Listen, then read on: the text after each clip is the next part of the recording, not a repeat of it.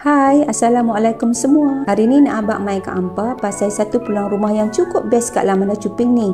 Siapa-siapa yang tengah duk cari rumah, nak beli rumah baru untuk keluarga. Hak ni memang sesuai sangat dengan hampa. Rumah ni jenis satu tingkat, tapi hampa tengoklah luas dia, cukup selesa. Ada 3 bilik dan 2 bilik ayak.